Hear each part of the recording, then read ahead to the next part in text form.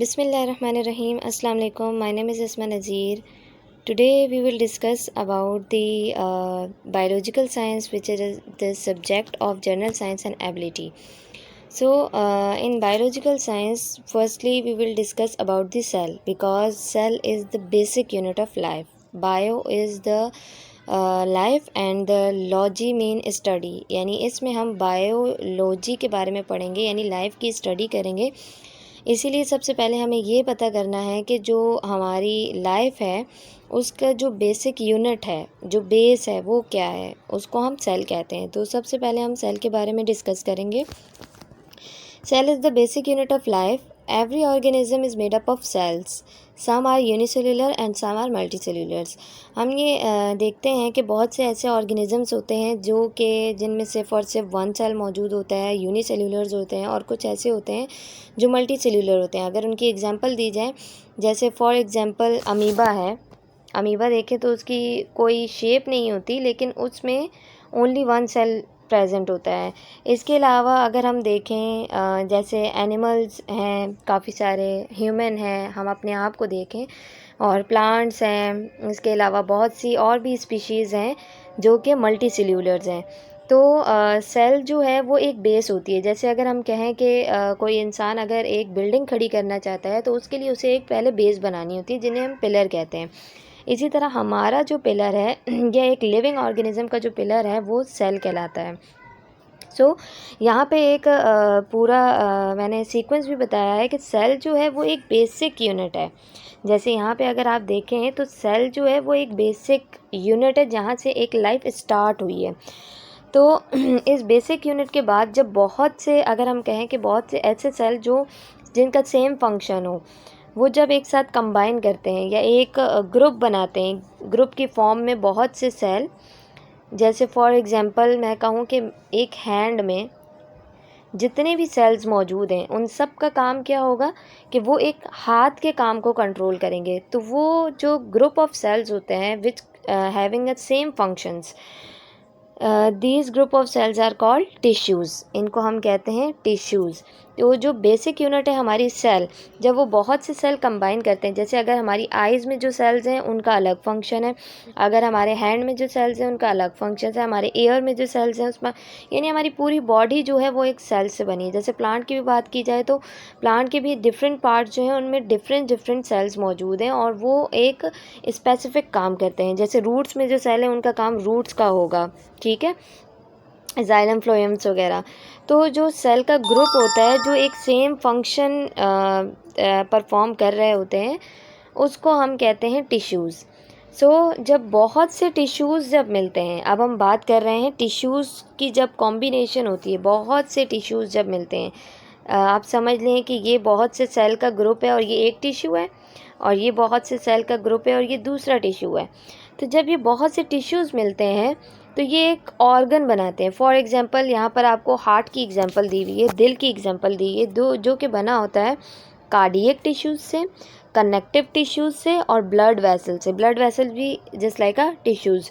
That's why we called the heart which is organ, it's made up of a multiple tissues.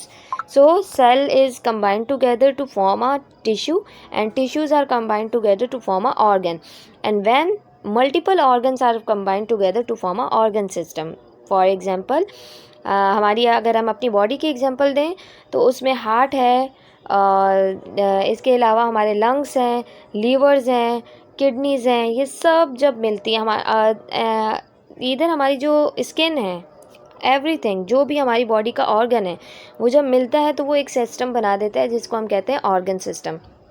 तो इस तरह जो है वो हमारी बॉडी जो है वो डिस्कवर होती है, हमारी नहीं बल्कि बहुत से लिविंग ऑर्गेनिजम्स की, जो कि मल्टी सेल्यूलर्स होते हैं। अब इसके बाद हम ये बता रही हूँ मैं कि जिसमें हमें पहले तो ये पता होना चाहिए कि सेल जो है वो डिस्कवर किसने किया। सेल एक साइंटिस्ट थे, रॉबर्ट हुक, जिन्होंने 1665 में सेल को डिस्कवर किया। और उन्होंने इनके साथ और भी साइंटिस्ट थे जिन्होंने सेल की डिस्कवरी के बाद इसके बहुत से करैक्टरिस्टिक बताए, जिसको उन्होंने एक नाम दे दिया सेल थ्योरी का। अब अगर हम मेन पोस्टुलेट पढ़ें, यानी मेन जो इम्पॉर्टेंट पॉइंट्स हैं इस सेल थ्योरी के, वो क्या हो सकते हैं। तो यहाँ अब हम डिस्कस करेंगे कि सेल थ्योरी के जो मेन पॉइंट्स हैं वो क्या हैं। तो यहाँ पे जब हम पोस्टुलेट की बात करते हैं तो इसमें हमारे 4 पोस्टुलेट्स हो जाते हैं सेल थ्योरी के, जिसमें सबसे पहला पोस्टुलेट जो है वो अभी मैंने ऊपर डिस्कस भी किया है कि cell is the basic unit of life. ठीक है, ये सबसे पहला बेसिक भी कह सकते हैं, फंक्शनल भी कह सकते हैं, यानी इसके बगैर जो है वो एक बॉडी, एक लाइफ जो है वो एग्जिस्ट नहीं कर पाती। ये एक बेस है, पिलर है। इसके अलावा सेकंड ये है कि every new cell form from pre existing cell. Pre existing cell means यानी जो पहले से मौजूद सेल्स हैं उनकी डिवीज़न की वजह से न्यू सेल फॉर्म होते हैं। डिवीज़न मीन माइटोसिस और मियोसिस। मियोसिस नहीं कह सकते क्योंकि मियोसिस जो है वो स्पेशल टाइप ऑफ सेल्स में होता है, लेकिन माइटोसिस के थ्रू जितने भी सेल डिवाइड होते हैं, डिवाइड होकर बहुत से सेल्स बना देते हैं। तो इसीलिए इस थ्योरी में उन्होंने कहा कि जो एक सेल है या जो न्यू सेल्स हैं वो जो बन रहे हैं वो किसकी वजह से बन रहे हैं? प्री एग्जिस्टिंग सेल्स की वजह से, यानी जो पहले से मौजूद हमारी बॉडी में सेल्स हैं वो डिवाइड हो रहे हैं through the help of mitosis. Third इसमें पॉइंट ये बताया गया है कि जो सेल है वो कंटेन करता है हेरिडिटरी मटेरियल, जिसे हम जीन कहते हैं, जो कि पेरेंट टू ऑफस्प्रिंग ट्रांसफ़र होता है। तो जीन कह सकते हैं it is a basic unit of hereditary. Hereditary mean यानी पेरेंट से ऑफस्प्रिंग में जो चीज़ें ट्रांसफ़र होती हैं वो एक प्रोसेस के थ्रू, जो कि जिसे हम कह सकते हैं कि हेरिडिटरी चीज़ है, या कोई डिजीज़ ऐसी हो जो ख़ानदान में पहले सबको हुई भी हो और किसी दूसरे बच्चे को भी हो जाए, तो हम कहते हैं कि ये हेरिडिटरी डिजीज़ है, यानी चलती आ रही है जेनेटिकली तौर पे। तो जीन जो है वो एक ऐसा मटेरियल है जो कि हमारी तमाम इन्फॉर्मेशन अपने अंदर कलेक्ट करके रखता है। फॉर एग्ज़ाम्पल आई का कलर, इसके अलावा हमारा बोलने का अंदाज़, या फिर कहा जाता है ना कि कुछ कहते हैं कि ये बच्चा जो है वो अपने फादर की तरह है, उसके हेयर्स उनकी तरह हैं, कि जो भी चीज़ें हम मुशाबहत रखते हैं अपने पेरेंट्स से, तो ये सब किसकी वजह से होता है? Due to the gene. और वो जीन मौजूद होते हैं सेल्स के अंदर। ठीक है, ये अब हम आगे डिस्कस भी करेंगे। सेल का पूरा जो न्यूक्लियस वगैरह है उनके अंदर ये जीन जो है वो मौजूद होते हैं in the structure of DNA और chromosome. So the fourth point is organism are unicellular और मल्टीसेल्युलर। ये भी हम डिस्कस कर चुके हैं कि ज़रूरी नहीं है कि सिर्फ मल्टीपल सेल्स ही बॉडी में मौजूद हों। कुछ ऐसे ऑर्गेनिजम्स भी होते हैं जो कि यूनिसेल्युलर भी होते हैं, यानी उनमें एक सेल भी होता है। यूनी का मतलब होता है वन और मल्टी का मतलब होता है बहुत सारे। तो अब हम आगे चलते हैं प्लांट सेल और एनिमल सेल में। बहुत ही ईजीएस्ट टॉपिक है ये। प्लांट सेल की अगर हम बात करें और एनिमल सेल से उसका कंपैरिजन करें, तो सबसे पहला कंपैरिजन ये है कि in plant cells vacuoles are present. Vacuole जो है, अगर मैं प्लांट सेल की डायग्राम यहाँ पर आपको बताऊँ तो बिल्कुल सेंटर में एक बहुत बड़ा वैक्यूल मौजूद होता है, जिसका काम होता है कि जो प्लांट अपनी ग़िज़ा बना रहे हैं उसको यहाँ पर लाकर स्टोर कर देना। आपको पता है कि प्लांट ही एक ऐसे ऑर्गेनिजम्स हैं, जो लिविंग ऑर्गेनिजम्स हैं, जो कि अपना जो फूड है वो ख़ुद प्रिपेयर करते हैं, इसीलिए इन्हें ऑटोट्रॉफ भी कहा जाता है या ऑटोट्रॉफिक भी कहा जाता है।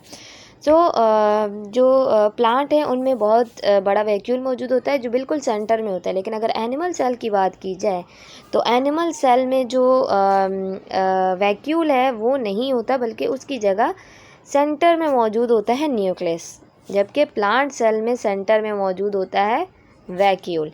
सो this is the first difference. And the next difference is having cell wall. Cell wall का अगर हम डिफरेंस देखें तो मैंने प्लांट सेल जब बनाया था अभी आपके सामने, तो उसमें मैंने एक सेल वॉल दी थी, यानी एक उसको स्ट्रक्चर दे रहा था। एक प्लांट सेल को स्ट्रक्चर देने के लिए, उसको प्रोटेक्ट करने के लिए एक सेल वॉल मौजूद होती है, लेकिन एनिमल सेल में कोई भी सेल वॉल मौजूद नहीं होती। अब इसका मेन रीज़न क्या है? इसका मेन रीज़न ये है कि बच्चे जो हैं वो सिर्फ सरसरी तौर पे समझ लेते हैं कि भाई प्लांट सेल के आर पार दीवार होती है और उसमें नहीं होती। तो इसका मेन रीज़न क्या है? रीज़न तलाश करने की कोशिश करें। सो मेन रीज़न, ये जो सेल वॉल है इसका मेन रीज़न ये होता है प्लांट की प्रोटेक्शन करना, क्योंकि आपको पता है कि प्लांट एक ऐसे ऑर्गेनिजम्स होते हैं जो अपनी जगह पर स्टक रहते हैं, जो मूव नहीं कर सकते। ठीक है, मूवेबल नहीं होते, उनमें लोकोमोशन नहीं होती, जिसकी वजह से जब उन पर कोई मुसीबत आती है या फिर उन पर कोई या कोई भी ऐसी कंडीशन हो गई, डिज़ास्टर वगैरह हो गया जिसकी वजह से प्लांट डैमेज हो सकते हैं, रेन हो गई, तो उसके लिए उसके अंदर के जो सिस्टम है उसको कंट्रोल करने के लिए भी तो बाहर की कोई कवरिंग होनी चाहिए। तो इसीलिए एनिमल जो है वो मूव कर सकते हैं, ठीक है, एनिमल के 4 पाँव हैं, वो मूव कर सकते हैं अपने पाँव के ज़रिए। इसीलिए जो प्लांट्स हैं उनमें सेल वॉल मौजूद होती है ताकि उन्हें हर एक प्रॉब्लम से प्रोटेक्ट कर सके उनके सेल्स, जबकि जो एनिमल होते हैं उनमें सेल वॉल मौजूद नहीं होती। तो this is the main reason for the present और absent of cell wall. So next point is lysosome. Lysosome की अगर हम बात करें तो प्लांट सेल के अंदर कहीं भी लाइसोसोम मौजूद नहीं होता। लाइसोसोम एक तरह का वेसिकल टाइप होता है जिसके अंदर बहुत से केमिकल एंजाइम मौजूद होते हैं, और उन केमिकल एंजाइम्स का काम होता है कि जैसे ही कोई फॉरेन पार्टिकल आए या फिर कोई भी ऐसी चीज़ हो जिसको ब्रेक डाउन करना है, तो उसके लिए जैसे एनिमल हैं वो चीज़ें खाते हैं, कोई भी चीज़ खा ली, जैसे कुछ एनिमल सब्ज़ी खाते हैं, कुछ गोश्त खाते हैं, तो उसको डाइजेस्ट आउट करने के लिए यहाँ से केमिकल सिक्रीट होते हैं, ये वेजिकल खुलते हैं, इसीलिए एनिमल सेल में ये चीज़ मौजूद होती है। जबकि जो प्लांट सेल हैं ये वैक्यूल्स की तरह इस तरह बने होते हैं, वैक्यूल तो नहीं कह सकते, वेजिकल यानी छोटे छोटे सैक लाइक पाउचेस होते हैं, और प्लांट सेल में ये बिल्कुल एब्सेंट होते हैं, ये मौजूद नहीं होते। अब इसके बाद नेक्स्ट जो हमारा टॉपिक है वो है सेल वॉल। यहाँ पर हेडिंग नहीं है, मैं हेडिंग डाल देती हूँ, this is the cell wall, यानी अभी हम थोड़ा सा इसको डिटेल में डिस्कस करेंगे कि सेल वॉल होती क्या है। अब हम डिस्कस करते हैं सेल वॉल के बारे में। थोड़ा सा हम ये बता देते हैं कि सेल वॉल होती क्या है। मैंने अभी ऊपर डिस्कस भी कर दिया कि सेल वॉल जो है वो एक प्रोटेक्शन होती है, ठीक है, और ये प्लांट सेल्स में मौजूद होती है जबकि एनिमल सेल्स में ये नहीं होती, जिसके मैंने अभी आपको एग्जांपल्स के साथ वाज़ह भी कर दिया है। इसीलिए अब इसके बाद हम पढ़ेंगे कि सेल वॉल जो है वो प्लांट्स, बैक्टीरियल और फंगल सेल में जब मौजूद होती है तो वो किस तरह, मतलब क्या उसकी कंडीशन होती है, कैसे वो मौजूद होती है। लेकिन मैं सोच रही हूँ कि मैं आप लोगों को सेल वॉल बताने से पहले मैं आप लोगों को प्लांट और एनिमल सेल का जो स्ट्रक्चर है वो थोड़ा सा अच्छे तरीके से और क्लियर कर दूँ। अच्छा जी, ये अभी आप सामने स्क्रीन पर देख रहे होंगे, ये हमारा एनिमल सेल्स है, ठीक है। एनिमल सेल्स के अंदर वही मैंने जो अभी आप लोगों को बताया था कि एनिमल सेल के अंदर एक बहुत बड़ा वैक्यूल मौजूद होता है, ठीक है। आई एम सॉरी, वैक्यूल नहीं, न्यूक्लियस मौजूद होता है जो बिल्कुल सेंटर में होता है। जबकि अगर हम प्लांट सेल की बात करें तो प्लांट सेल में जो सेंटर में है वो मौजूद होता है वैक्यूल। ये है वैक्यूल जो कि बहुत ही बड़ा होता है, जिसमें बहुत ज़्यादा जगह जो है वो ली होती है। लेकिन प्लांट सेल का जो न्यूक्लियस है वो थोड़ा सा हट कर यानी ऊपर की तरफ सेल वॉल की तरफ मौजूद होता है, जो कि आप लोगों को मैंने यहाँ पर हाईलाइट करके दिखा दिया है। तो ये एक मेन डिफरेंस था। इसके अलावा अगर हम सेकंड डिफरेंस देखें तो वो है सेल वॉल का, जो मैंने आप लोगों को बता दी कि एनिमल सेल के अराउंड कोई भी सेल वॉल नहीं होती, ठीक है, कोई भी इसको प्रोटेक्शन की ज़रूरत नहीं है। जबकि जो हमारा प्लांट सेल है उसमें आप देखें तो ये सेल वॉल जो है वो इसमें मौजूद होती है, जो कि आपको बिल्कुल साइड पे एक कवरिंग, एक मतलब एक स्ट्रक्चर बता रही है प्लांट का। और इसके अलावा राइबोसोम्स जो हैं वो भी मौजूद होते हैं प्लांट सेल में। साइटोप्लाज्म भी होता है, न्यूक्लियस भी होता है, माइटोकॉन्ड्रिया भी होता है, क्लोरोप्लास्ट रंगीन पिगमेंट्स होते हैं यानी कलरफुल होते हैं, क्योंकि प्लांट के अंदर बहुत से डिफरेंट कलर्स होते हैं, तो वो इसी क्लोरोप्लास्ट और क्रोमोप्लास्ट और ल्यूकोप्लास्ट। क्लोरोप्लास्ट के अंदर तो ग्रीन पिगमेंट होता है जो कि क्लोरोफिल के लिए ज़रूरी होता है। इसके अलावा सेल मेम्ब्रेन होती है जो कि सेल वॉल के इनर साइड होती है, और सेल वॉल ऑलरेडी हम बता चुके हैं। वैक्यूल प्रेजेंट होता है, ये भी अभी मैंने आप लोगों को बताया कि इसमें वैक्यूल जो है वो एक सेंटर में मौजूद होता है और वो बहुत बड़ा होता है। इसके अलावा एनिमल सेल में भी बहुत से स्ट्रक्चर जो हैं वो सेम होते हैं, जैसे राइबोसोम की हमने बात की, प्लांट सेल में भी, एनिमल सेल में भी माइटोकॉन्ड्रिया है, और इसके अलावा साइटोप्लाज्म भी होता है, सेल मेम्ब्रेन भी होती है, न्यूक्लियस भी होता है, सब मौजूद होता है। लेकिन न्यूक्लियस का क्या डिफरेंस है कि न्यूक्लियस एनिमल सेल में सेंटर में होता है, जबकि प्लांट सेल में सेंटर में नहीं बल्कि सेल वॉल के पास इस तरफ मौजूद होता है, और उसके सेंटर में मौजूद होता है बहुत बड़ा वैक्यूल प्लांट सेल के सेंटर में। तो ये कुछ स्ट्रक्चर थे, मैंने कहा कि मैं आप लोगों को एनिमल और प्लांट सेल का डिफरेंस थोड़ा और क्लियर करके पिक्चर के वे में समझा दूं। तो अब हम चलते हैं अपने टॉपिक की तरफ, सेल वॉल की तरफ। जी, तो यहाँ पर थे हम, मैं अगेन हेडिंग भी यहाँ डाल देती हूँ, सेल वॉल। तो हम बात कर रहे थे सेल वॉल के बारे में। सेल वॉल जो है वो एक कवरिंग होती है, जो कि आउटर कवरिंग होती है, प्लांट्स में मौजूद होती है, जबकि एनिमल सेल में यहाँ पर अभी 3 तरह के ऑर्गेनिजम्स हैं, प्लांट्स हैं, बैक्टीरियल सेल्स हैं और फंगल सेल्स हैं। प्लांट में जो सेल वॉल होती है वो मेड अप ऑफ होती है सेलुलोज की बनी होती है। सेलुलोज एक तरह का जेल लाइक मटेरियल होता है जो कि कार्बोहाइड्रेट से बना हुआ होता है और इसकी प्लांट सेल वॉल बनी होती है। जबकि बैक्टीरियल सेल में जो सेल वॉल होती है वो बनी होती है पेप्टाइडोग्लाइकेन एक तरह का मटेरियल है जो कि बना होता है अमाइनो एसिड से। और फंगल सेल की जो सेल वॉल होती है वो बनी होती है नाइट्रोजीनियस पॉलीसेकेराइड काइटिन से। ठीक है, तो ये डिफरेंस आप याद रखिएगा कि प्लांट सेल की सेल वॉल बनी होती है सेलुलोज से, बैक्टीरियल सेल की सेल वॉल बनी होती है पेप्टाइडोग्लाइकेन से और फंगल सेल की सेल वॉल बनी होती है काइटिन से। तो अब हम आगे सेल वॉल की जो डिफरेंट लेयर्स हैं उनके बारे में पढ़ते हैं कि जो एक सेल वॉल होती है वो 3 तरह की लेयर से बनी होती है। सबसे फर्स्ट लेयर जो है वो होती है प्राइमरी सेल वॉल और फिर सेकेंडरी और then middle lamella. Middle lamella जो है वो प्राइमरी और सेकेंडरी के कह सकते हैं बीच में कहा जाता है कि मिडल में होती है, लेकिन इस तरह नहीं है। वो मैं अभी डिस्क्राइब करूँगी कि मिडल लैमेला कहाँ मौजूद होती है। तो जो प्राइमरी सेल वॉल और सेकेंडरी सेल वॉल है, पहले हम इन दोनों का कंपैरिजन देख लेते हैं कि प्राइमरी सेल वॉल जो होती है वो सेलुलोज से बनी होती है। यानी मैंने अभी आपको बताया कि सेलुलोज एक तरह का जो मटेरियल होता है उससे सेल वॉल बनी होती है, या फिर इसको हेमी सेलुलोज भी कहा जाता है।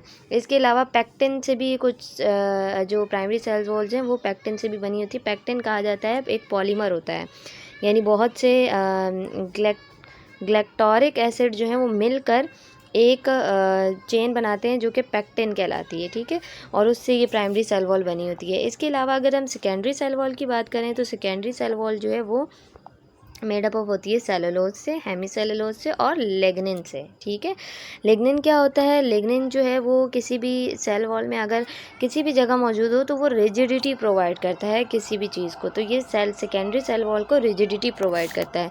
इसके अलावा अगर हम मिडल लैमेला की बात करें तो वो भी पैक्टिन से बनी होती है, और अभी हमने पढ़ा कि पैक्टिन जो है वो पॉलीमर होता है किसका?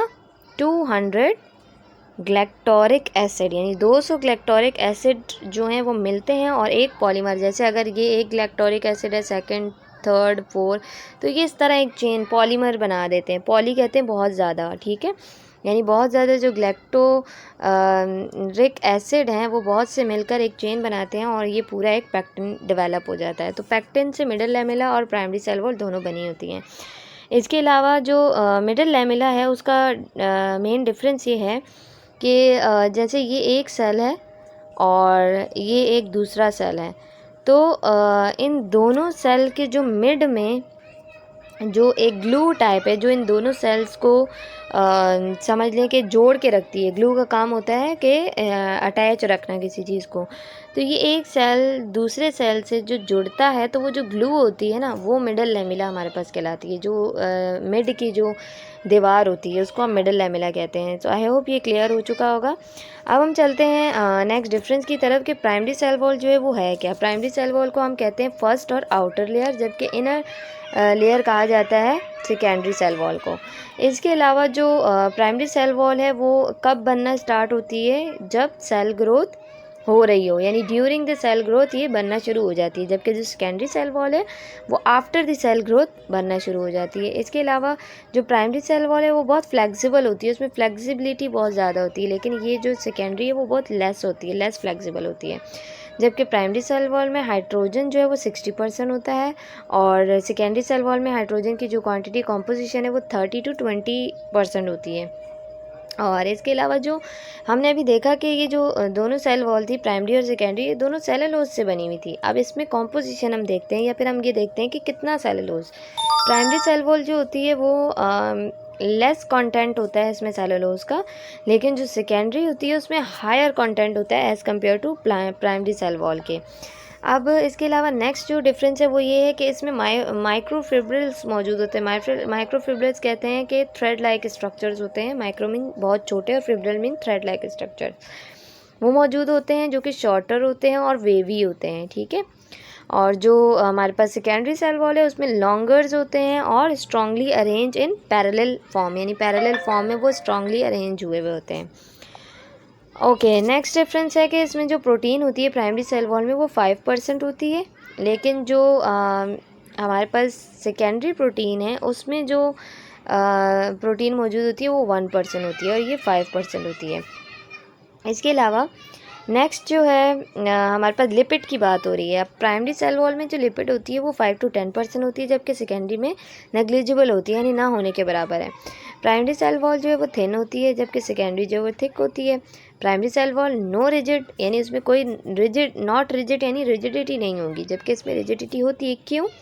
क्योंकि अभी हमने ऊपर डिस्कस किया है कि लिग्निन जो है उससे बनी होती है सेकेंडरी वॉल, जबकि पैक्टिन जो है उससे बनी होती है प्राइमरी वॉल।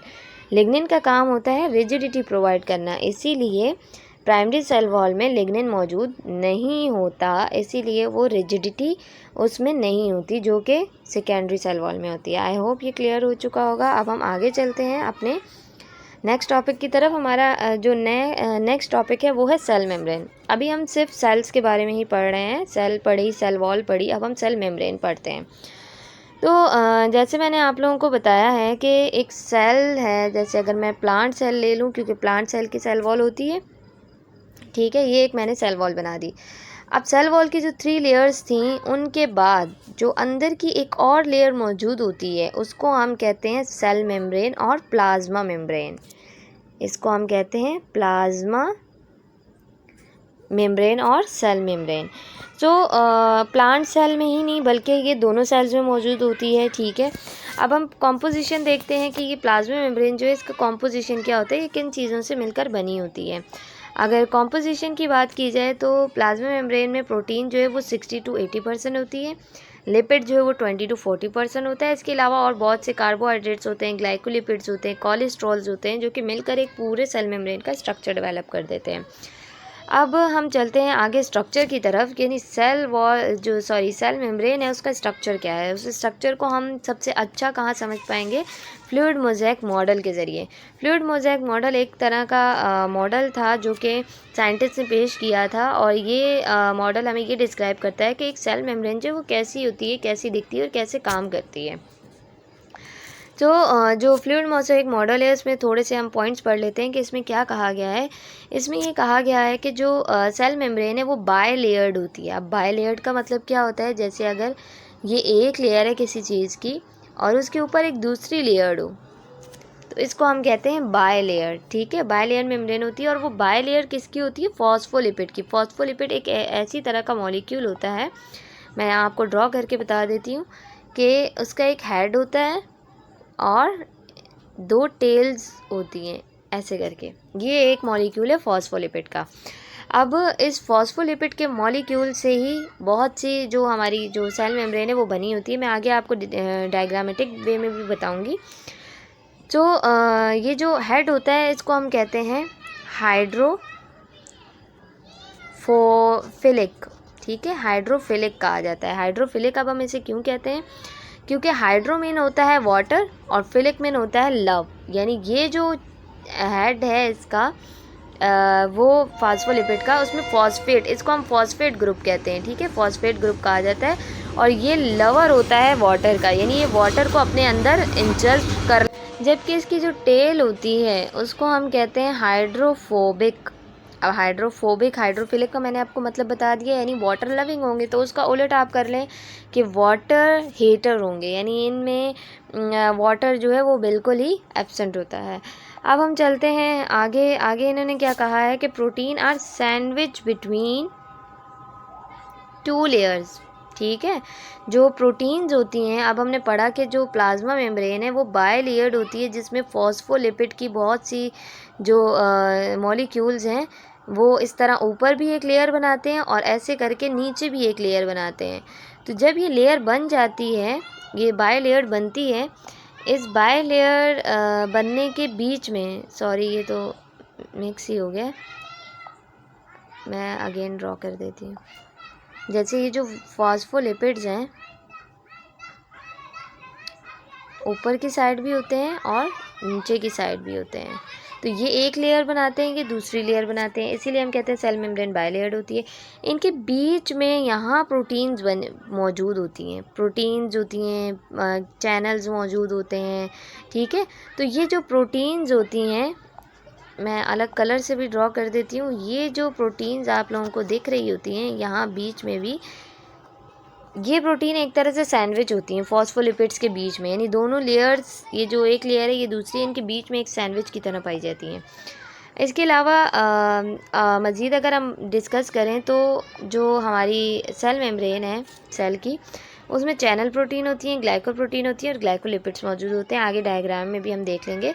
और साइटोस्केलेटन फिलामेंट्स होते हैं, सॉरी यहाँ पर थोड़ा सा फिलामेंट्स मौजूद होते हैं, ठीक है, मिस्टेक हो गई है।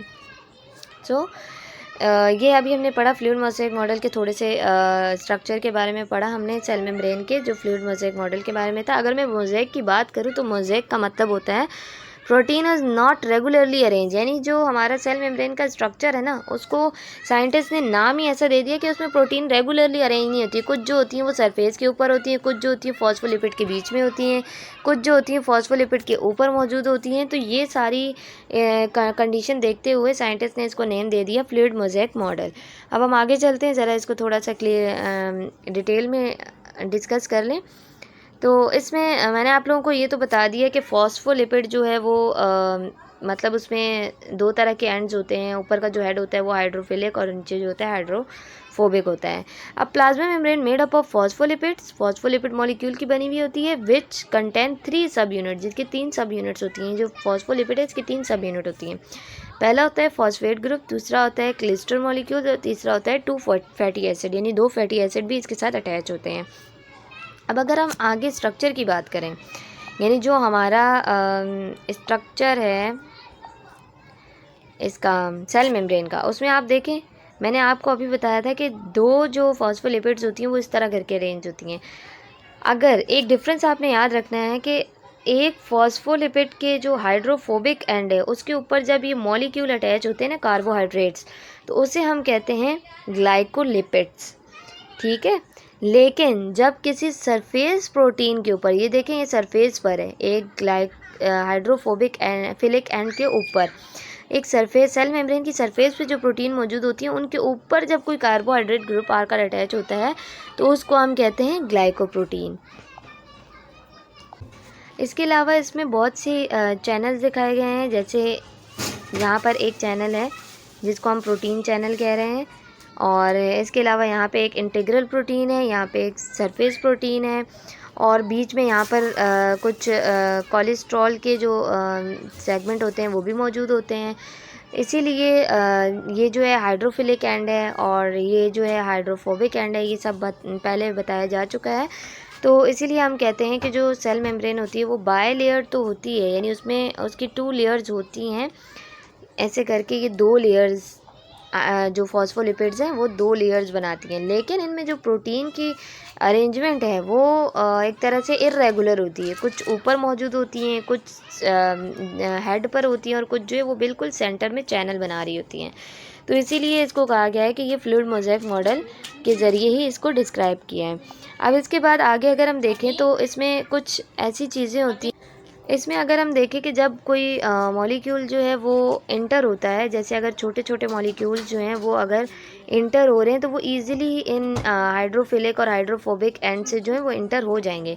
लेकिन जब बड़े मॉलिक्यूल्स, फॉर एग्जांपल एक ऐसा मॉलिक्यूल जिसको सेल मेम्ब्रेन के अंदर इंटर होना है लेकिन उसे यहाँ से स्पेस नहीं मिल रहा, तो इसलिए उसके लिए स्पेशल प्रोटीन्स होती हैं जिन्हें हम कहते हैं प्रोटीन चैनल या फिर चैनल प्रोटीन्स। इन प्रोटीन चैनल्स के थ्रू ये मॉलिक्यूल्स एंटर हो जाते हैं।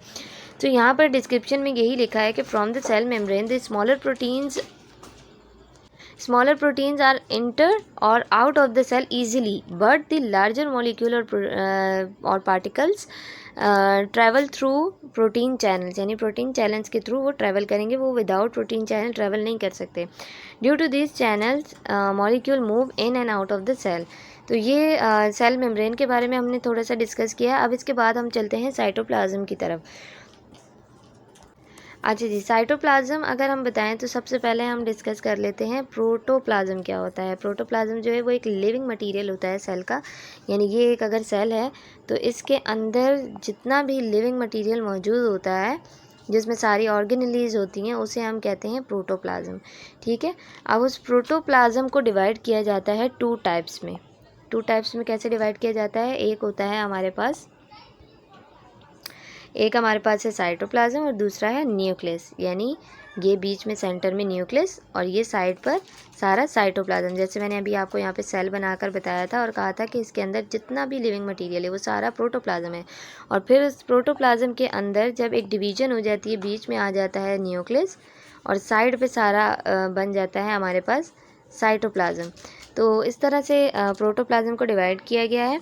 अब अगर हम साइटोप्लाज्म की बात करें तो साइटोप्लाज्म में दो तरह की कंडीशंस आ जाती हैं। पहली कंडीशन जो है वो ये है कि अगर साइटोप्लाज्म के अंदर छोटे छोटे पार्टिकल्स मौजूद होते हैं, स्मॉलर पार्टिकल, स्मॉलर कंपाउंड्स होंगे, तो वो हमारे पास बनाते हैं ट्रू सॉल्यूशंस। ठीक है, और अगर बहुत लार्जर मॉलिक्यूल जो हैं वो मौजूद होते हैं तो उन्हें हम कहते हैं, वो बनाते हैं हमारे पास कोलाइडल सॉल्यूशन। तो ये एक छोटी सी टर्म्स थी जो पता होनी चाहिए। इसके अलावा हमारे पास, मैंने यहाँ पे थोड़ा सा स्ट्रक्चर बनाया है सेल का, जिसमें मैंने अंडर सेंटर में न्यूक्लियस शो किया है और बाहर सेल मेम्ब्रेन है। इसके अलावा अंदर का साइटोप्लाज्म है। और अगर हम डिस्कस करेंगे तो न्यूक्लियस के ऊपर का जो लेस विस्कस पार्ट होता है उसे हम कहते हैं साइटोसोल, और जो सेल मेम्ब्रेन के ऊपर हार्डेस्ट, यानी अगर हम कहें कि हायर विस्कस जो पार्ट होता है या सोल्यूशन होता है उसे हम कहते हैं साइटोजेल। तो ये दो टर्म्स भी पता होनी चाहिए, यानी न्यूक्लियस के ऊपर जो विस्कस मटेरियल होता है उसे हम कहते हैं साइटोसोल, और जो सेल मेम्ब्रेन के ऊपर होता है उसको हम कहते हैं साइटोजेल। अब इसमें एक और डिस्क्रिप्शन दी है जो कि हम पढ़ते हैं, मैनी मेटाबॉलिक रिएक्शन, यानी जितने भी मेटाबॉलिक रिएक्शंस होते हैं हमारी बॉडी में वो टेक प्लेस इन साइटोसोल। वो सारे कहाँ हो रहे होते हैं, इस साइटोसोल के अंदर, ये सारा जो इसके इर्द गिर्द होता है। जबकि जो हमारे पास साइटोजेल है वो क्या करता है, कनेक्शन बनाता है between the storing molecules, particles और कंपाउंड, यानी जितने भी स्टोरिंग मॉलिक्यूल्स यहाँ होंगे, कुछ पार्टिकल्स हैं, कुछ ऑर्गन्स हैं, जो भी हैं, उनके दरमियान कनेक्शन बनाता है ये साइटोजेल। तो ये दोनों के हमने फंक्शन भी पढ़ लिए हैं। अब आगे जो हमारे पास टॉपिक आ रहा है वो है एंडोप्लाज्मिक रेटिक्यूलम, जो कि हमारे सेल के अंदर एक और ऑर्गन है जिसका एक बहुत ही इम्पोर्टेंट फंक्शन होता है। एंडोप्लाज्मिक रेटिक्यूलम को जो है वो सबसे पहले डिस्कवर्ड किया था, यहाँ पर नेम नहीं लिखा गया, मैं लिख देती हूँ। इनका नेम था Keith R ji. Endoplasmic reticulum को डिस्कवर किया था Keith R Porter and Thomas ने। ये साइंटिस्ट का नेम है जिन्होंने एंडोप्लाज्मिक रेटिक्यूलम को डिस्कवर किया था। उन्होंने ये बताया था कि जो एंडोप्लाज्मिक रेटिक्यूलम है वो टू टाइप्स में डिवाइड होता है, एक है RER और दूसरा है SER। RER की फुल फॉर्म होती है रफ एंडोप्लाज्मिक रेटिक्यूलम और SER की होती है स्मूथ एंडोप्लाज्मिक रेटिक्यूलम। रफ क्यों कहा जाता है, ड्यू टू द राइबोसोम, क्योंकि उनमें राइबोसोम्स मौजूद होते हैं। राइबोसोम्स का काम होता है प्रोटीन बनाना। जबकि HER यानी स्मूथ क्यों कहा गया है, क्योंकि उसमें राइबोसोम्स एब्सेंट होते हैं और उनका सिर्फ काम होता है कि जो प्रोटीन बन चुकी है, जो राइबोसोम ने बनाई है, उसको आगे ट्रांसफ़र करना गोल्गी बॉडी के अंदर। यानी अगर अगेन मैं बताऊँ तो जो RER जो है, यानी रफ एंडोप्लाज्मिक रेटिक्यूलम है, वो जो प्रोटीन मेक कर रहे हैं, बना रहे हैं राइबोसोम की वजह से, वो प्रोटीन आगे ट्रांसफ़र करनी है गोल्गी बॉडी में, क्योंकि गोल्गी बॉडी को कहा जाता है कि प्रोटीन ट्रांसफरिंग ऑर्गन। ठीक है, तो प्रोटीन को ट्रांसफ़र आगे के जहाँ पर प्रोटीन ज़रूरत होगी वहाँ पर पहुँचाएगा, इसीलिए बनाने के बाद इसको गोल्गी बॉडी को दिया जाता है और वो देते हैं SER। ये रिस्पॉन्सिबिलिटी होती है SER की, स्मूथ एंडोप्लाज्मिक रेटिक्यूलम की।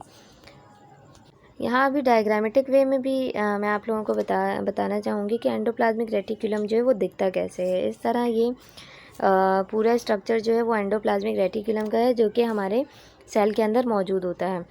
और इस एंडोप्लाज्मिक रेटिक्यूलम का काम होता है कि जो DNA हमें कोड भेजते हैं किसी भी जीन्स के ज़रिए, जो कोड तैयार किया जाता है, जैसे वो कोड अगर है CGA, इस तरह के कोडिंग करके देते हैं, और न्यूक्लियोटाइड्स की, और वो कोडिंग जो है वो एक प्रोटीन को बनाने के लिए होती है।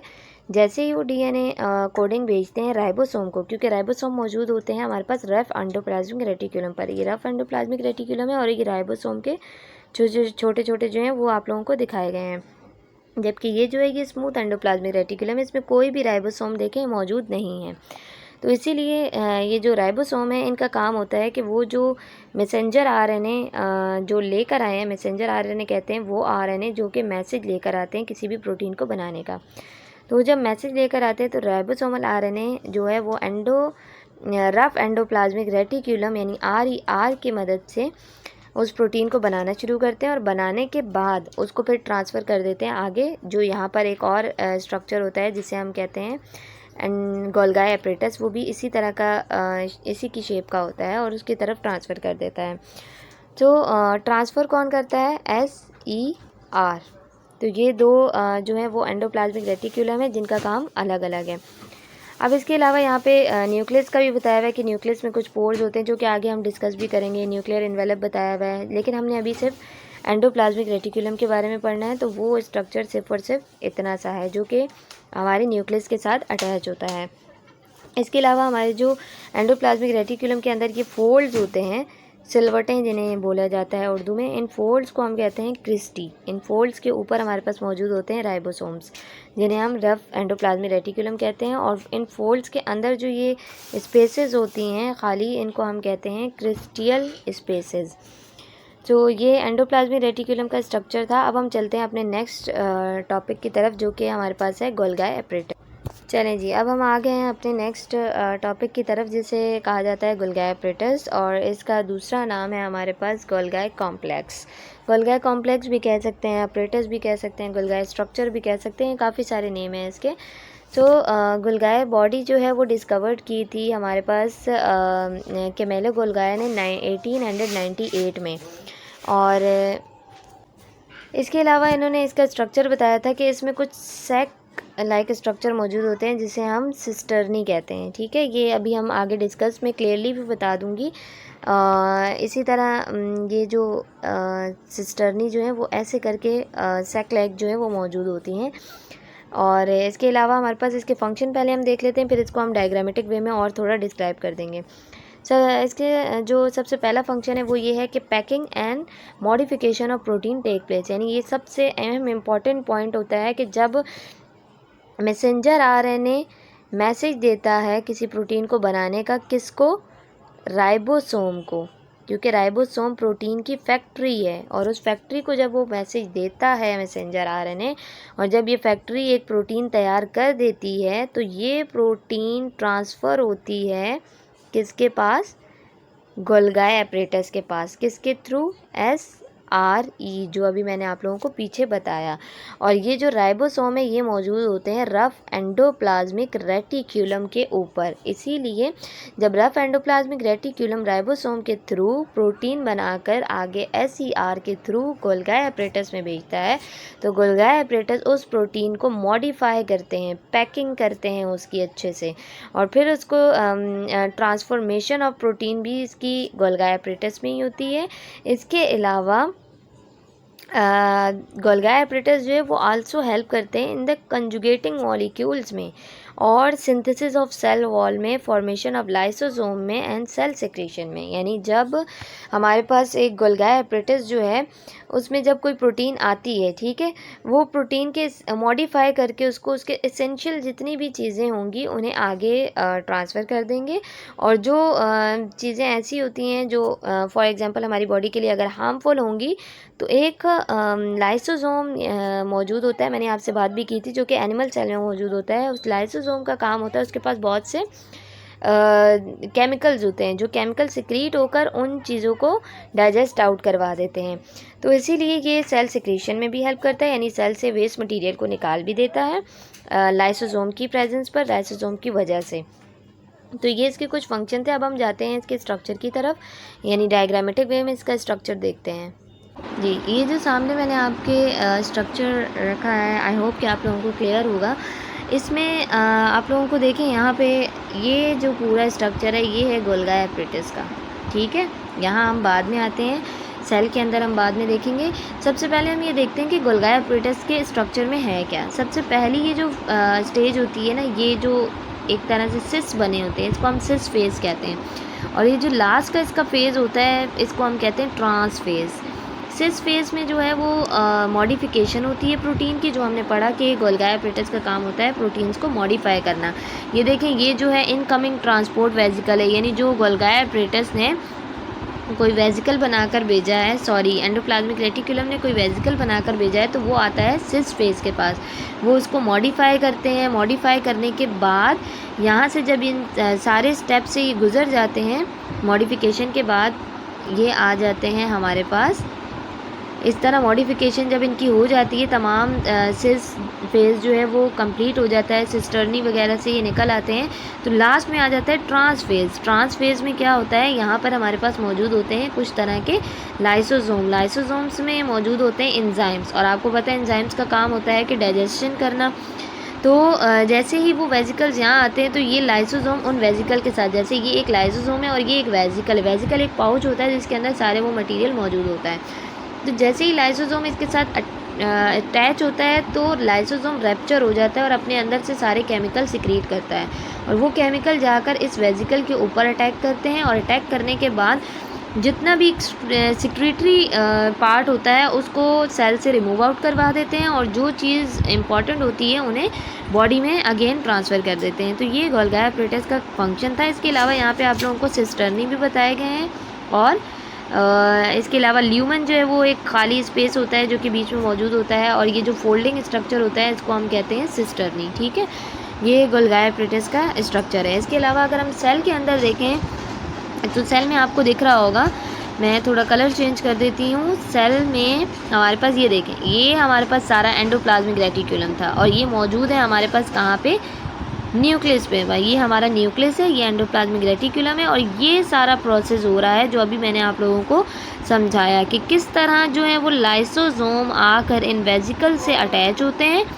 और अटैच होने के बाद जैसे ही इन वेजिकल्स के साथ ये लाइसोसोम, ये देखेंगे एक लाइसोसोम है, और इस लाइसोसोम की अगर लाइसोसोम अपने ही अंदर से कुछ केमिकल सिक्रीट कर रहा है तो वो एंडोसाइटोसिस होगी। लेकिन अगर ये लाइसोसोम किसी दूसरे वेजिकल्स को रैप्चर करके उसके अंदर से कुछ केमिकल्स निकाल रहा है तो वो एक्सोसाइटोसिस है। जो ये एंडोसाइटोसिस और एक्सोसाइटोसिस हम आगे भी पढ़ेंगे। जो इसमें जो गोल्गी एपैरेटस है उसका स्ट्रक्चर आप लोगों को बड़ा ही क्लियर तौर पे बताया हुआ है। ये रफ एंडोप्लाज्मिक रेटिकुलम से कनेक्टेड है। जैसे ही प्रोटीन इसमें आती है, मॉडिफाई होती है, मॉडिफाई होने के बाद वो आगे ट्रांसफ़र हो जाती है जहाँ पर उसे ज़रूरत होती है, जहाँ से प्रोटीन की डिमांड की गई थी। तो ये सारा स्ट्रक्चर था एंडोप्लाज्मिक रेटिकुलम का। तो यहाँ तक आई होप कि आप लोगों को बहुत अच्छे से समझ आ गया होगा। अगर आपका कोई क्वेश्चन है, कोई भी आपका सवाल है, तो वो आप कमेंट सेक्शन में पूछ सकते हैं। Thank you so much. अल्लाह हाफिज़।